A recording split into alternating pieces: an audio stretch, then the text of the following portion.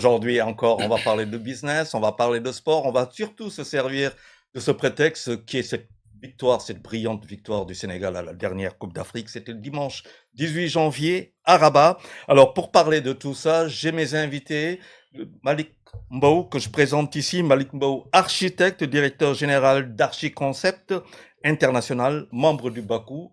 Bonsoir Malik, et puis nous dire aussi c'est quoi le Bakou. En gros, le Bakou, c'est un esprit nouveau et qui accompagne une philosophie d'architecture qui est basée sur l'identité culturelle. Merci, merci Mani. À sa droite, quelqu'un qu'on connaît déjà, qu'on a déjà reçu ici, Philippe Ndiagaba, ancien directeur de la promotion touristique, c'est bien ça? Merci d'être là, bonsoir. Bonsoir Charles, merci de l'invitation. Je pense qu'aujourd'hui, c'est la casquette de directeur de la promotion qui cadre. Sinon, j'ai été aussi directeur de la réglementation du tourisme, guide touristique à la base, et puis enseignant, professeur d'espagnol au lycée. Mais je pense que c'est une bonne occasion pour qu'on revienne vraiment sur la victoire du Sénégal et toujours faire de cette visibilité des retombées économiques pour le Sénégal. Vous allez comprendre tout de suite pourquoi un architecte, pourquoi qui est un spécialiste toujours, vous allez comprendre tout de suite pourquoi ils sont là. À ma gauche, mon grand Abdoulaye Dabo, ancien de RTS. Ouais. Hein? Abdoulaye Dabo, merci d'être là, Abdoulaye. Merci, bonsoir Charles, content d'être là. Certainement, comme tu l'as dit en introduction, on va sortir du jeu pour aller dans la périphérie du jeu parce qu'il s'y passe des choses. Comme tu l'as annoncé, voilà, ça me fait plaisir d'être là. Moi, j'aurais eu cette voix, jamais je serais parti à la retraite. J'aurais continué à faire la radio. Attends, cette voix, elle est magnifique. Ouais. Alors, à sa gauche, le directeur de Eric Favre TV, Al-Amin, Mohamed Al-Amin Diop. Oui, mais doyen, vous avez fait de la discrimination parce que c'est notre corporation qui est de l'autre côté là. Là-bas, il y a l'architecture et le tourisme. Mais on va faire face. Mais c'est justement le but, c'est de faire face. C'est au fait souffler alors. C'est le Bakou, quoi. C'est le Bakou. En tout cas, bonsoir à tous les téléspectateurs qui suivent Eric Favre TV. Donc, bonsoir au doyen Abdoulaye Dabo, à vous-même, doyen Charles Fay, M. Mbow et M. Ba. C'est un plaisir de vous recevoir donc, sur Eric Favre TV. Merci. Très bien, juste pour faire en face à face, mais aussi parce qu'il a vu tellement de Coupes d'Afrique, de Coupes du Monde, les retombées après, bon, jusqu'à où il va en parler, c'est pour cela qu'aussi qu'il est là, que vous verrez de plus en plus ici aussi, dans l'équipe de Sport Business 360 degrés, c'est avec un grand plaisir en tout cas, Abdoulaye, que nous te recevons ici. Alors pour parler, pourquoi nous sommes ensemble, c'est pour parler un peu, le président de la République, lors de la réception des Lions au Palais, a évoqué la remise de dons. Donc la présidence a remis des terrains aux joueurs, aux membres de la fédération et aussi à l'équipe qui était, je pense, au niveau du ministère aussi.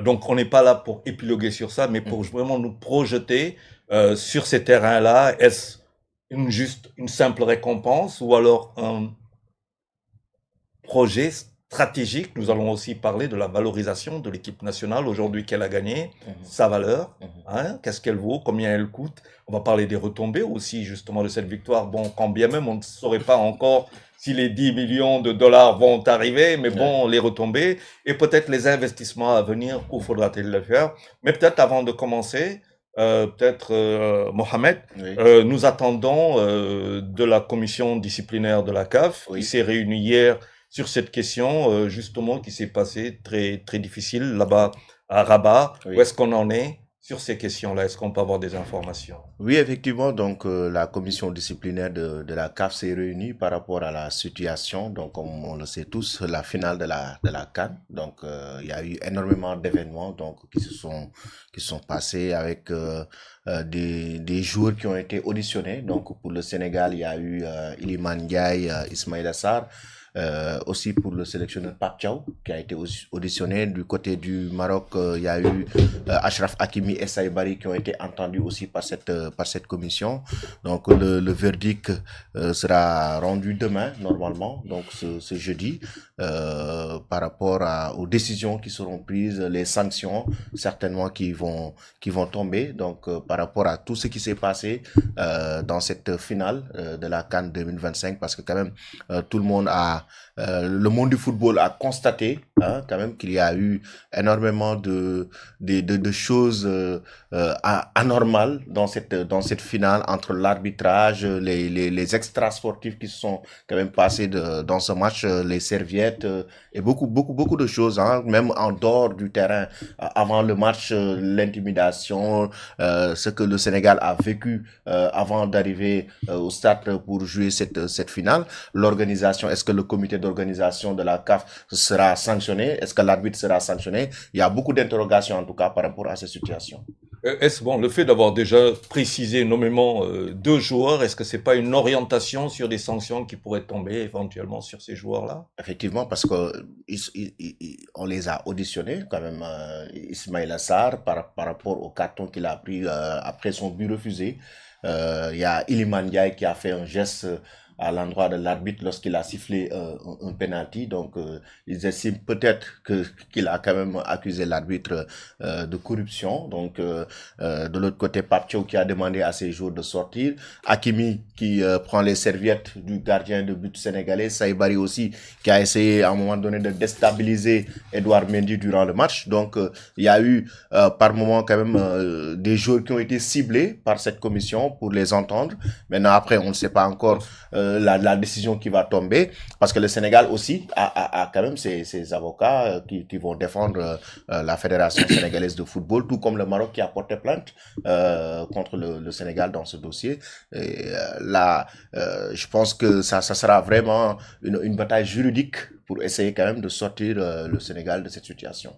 Abdoulaye, à quoi faut-il s'attendre quand on voit ça? Il y a quand même des joueurs marocains, des joueurs sénégalais. Est-ce qu'on est parti pour une poire coupée, peut-être pas forcément en 2 parts égales?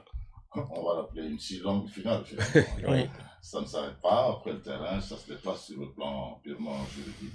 Mais enfin, je pense que c'est lié aux incidents qui ont marqué la finale. Bien évidemment, ce sont des incidents malheureux qu'on regrette tous, parce qu'on s'attendait à une très belle finale, parce qu'il y avait les 2 meilleures équipes, les plus joueuses en tout cas du tournoi, qui étaient en face, dans un stade chez l'une des équipes. Donc on s'est dit, c'était d'abord une finale techniquement à partir de laquelle on attendait beaucoup de choses, mais également qui était une finale populaire, parce que ça se passait au Maroc, et le Maroc était sur le terrain. Donc voilà, je crois que tout est parti, ça veut dire que le match a glissé entre les mains de l'arbitre, et il y a eu des ramifications dans les tribunes, ensuite autour de l'aire de jeu, et tout ça a contribué à mettre une petite tache noire sur la finale.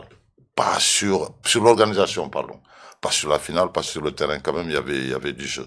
Il faut s'attendre, oui, à ce que la CAF sévisse. À quelle hauteur, on ne sait pas trop bien. Et vous avez parlé tout à l'heure des joueurs. Ça veut dire que donc, c'est cela que l'arbitre a cité. Parce que il y a des rapports, d'abord celui de l'arbitre. Donc, c'est dommage qu'après une finale, des joueurs soient encore auditionnés sur ce qui s'est passé. Personne n'aurait aimé voir ça, mais bon, je comprends un peu la partie marocaine qui a insisté, parce que d'abord, elle doit des comptes à son opinion publique, ça c'est un. Deuxièmement, il faut qu'elle puisse expliquer, la partie marocaine, l'échec sportif qu'il y a eu sur le terrain. Troisièmement, il y a une image au plan international qui a été un peu écornée par ce qui se passe, parce que n'oublions pas que le Maroc est quand même co-organisateur de la Coupe du Monde. Donc, pour toutes ces raisons-là, il faut redorer le blason, polisser un peu l'image du Maroc. Il y a tout ça, et le Sénégal, qui a aussi ses arguments. Bon, comme je le dis, on le regrette, on aurait pu ne pas en arriver à tout ça, mais un arbitrage tatillon, un public chauvin qui était poussé à bloc, et puis finalement, ça a fait un cocktail d'explosifs. Et on en est arrivé là.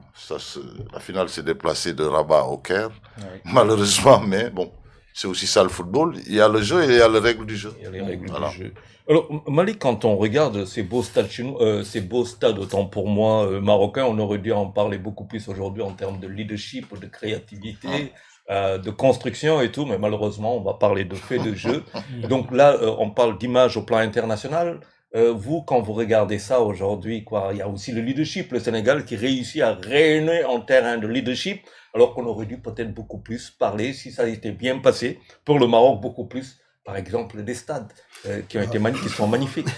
Ouais, merci. Je veux dire, d'abord, moi j'ai eu la chance de travailler sur le projet des Stades de France. Donc j'étais l'un des architectes qui avait travaillé quand il y a eu le concours. Mais ça, c'est que le projet soit attribué à SCO. SCO a gagné le Stade de France.